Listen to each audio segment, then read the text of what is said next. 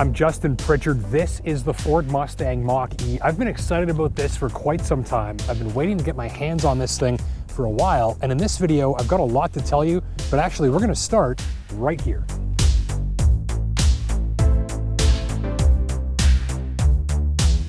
Few emblems on the planet have as much raw marketing firepower as this one. The Mustang is the easy part. It is a horse after all, but everyone knows that Ford builds it. And they know it so well that there isn't even a single Ford badge on the exterior of the car. That is the sort of brand recognition that marketing departments everywhere strive for.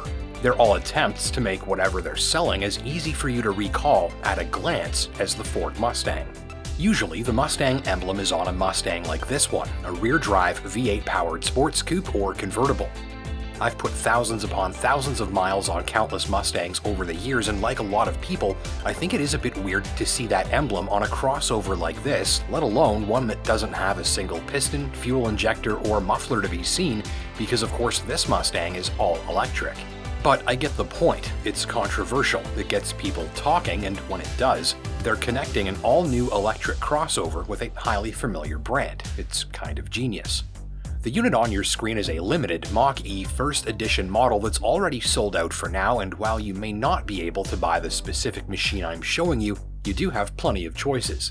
By combining different battery packs and electric motors, as well as options for one electric motor that's rear-wheel drive or two electric motors for all-wheel drive, Mach-E is available with a variety of powertrain configurations to suit virtually any need for performance, range, all-weather traction, and cost. You can spec one out with 266 horsepower, rear-wheel drive, and range pegged in the mid-300s, or a 346 horsepower range-extended version with all-wheel drive and 435-kilometer range. That's the setup in the model on your screen, by the way, and it's available in other Mach-E versions too.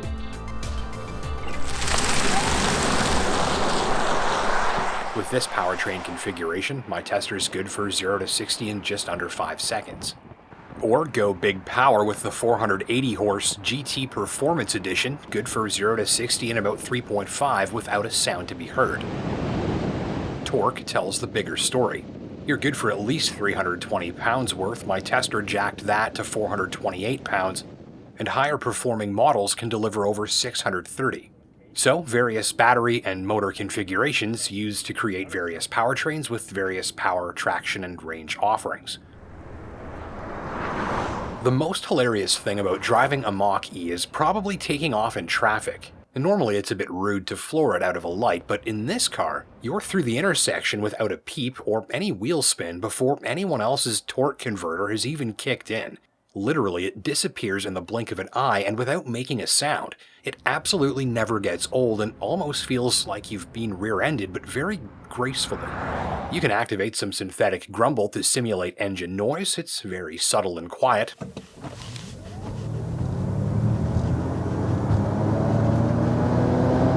I just leave it off myself, because to me, the mix of instant-on torque and zero noise is equally as entertaining as being pinned to your seat by a screaming V8 engine with 3 pedals at your feet. They're just two different ways of having a lot of fun.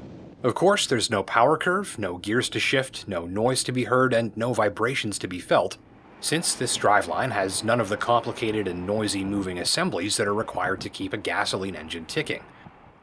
Now I try to do this test on everything with a back seat that I'm showing you, and it's important that you do this on a test drive too. Get comfortable up here in the front with your driving position. I'm going to hop in the back and show you how I would fit behind myself.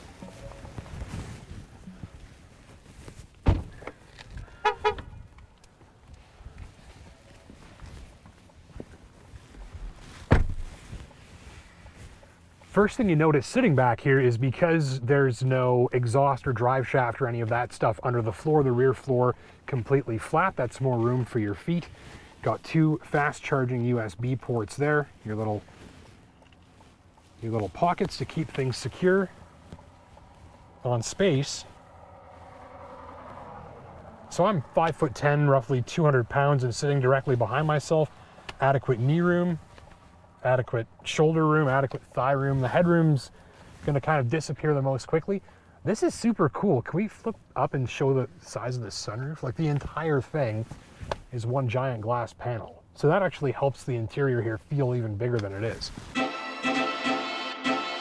As a product, this machine is two things a lot of customers are interested in these days. First, a crossover, and second, an electric vehicle. You've got a decent cargo hold in the back with the power tailgate, folding seats, adequate rear seat space if you've got them flipped up for adults, and up front, under the so-called frunk, another small storage area with a handy built-in cargo organizer. Of course, there's no engine, just a battery that's built into the floor, and the motors attached to it which sit between the wheels. From the driver's seat, it's a freshly modernized take on a distinctively Ford cabin. We've got a high-end soundbar built into the dash behind a fabric cover. A decided lack of many buttons and switches, and instead this ginormous touchscreen display in the middle with this cool floating volume dial. Ahead of the wheel, it's a smaller display for your instruments and range, and the rest of the cabin really is just focused on shapes and colors and giving you this futuristic but very clean-looking space to enjoy the open road from. And enjoy the open road you will. I did 2,200 kilometers in this machine, drove it on rough roads, highways, trails, day, night, you name it. And as much as I enjoy the smooth and quiet and frankly hilarious experience of electric car acceleration, that wasn't what I'm going to miss the most about this machine when they make me give it back in a few days. What I will miss the most about the Mustang Mach-E is how beautiful this thing feels in motion. When you're reviewing a very important new car that's running next generation technology, it's always refreshing to find that along the way, they've also made sure the car feels really good to drive. And that's the case here. The Mustang Mach-E has a distinctive feel and character that enthusiast drivers will pick up on and learn to appreciate very quickly. It's heavy and dense while cruising, relatively quiet, and while it makes a comfy place to enjoy a highway road trip, the suspension and ride manage to keep you engaged but comfortable. There's this density and robustness to many of the controls combined with eager responses to your inputs. And as a result, you really feel like you're at the helm of a high-end piece of equipment. This machine moves beautifully down the road. There are a few things to get used to, however. For instance, the throttle and brakes can feel weird and touchy at first on your first electric car test drive. You might need to be ready for some jerky inputs and lurchy starts, which will disappear after a day or two. Your right foot might just need a bit of time to catch the new rhythm required to work the pedals smoothly, but it's no big deal. On really rough roads, ride comfort stands up fairly nicely as sporty crossovers go, though some test driving shoppers might find the ride to feel too stampy or choppy in some settings, and on the worst road surfaces, suspension noise levels increased a bit more than I like for the money. Your Mach-E might also honk and beep at you a few times as you learn to make sure you've turned it off properly before leaving it out for the night to charge. End of the day, in terms of driving and functionality, this is a machine with many strengths and few weaknesses. So level 1 is your household outlet, think trickle charge. An empty battery would take 3 or 4 days to refill completely, but if you only drive a few days a week, or if you typically drive less than about 40 or 50 kilometers a day, it might be all you need. On level 2, call it about an overnight ordeal to charge an empty battery. You might install a charger like this at your house, and you'll find them in public too.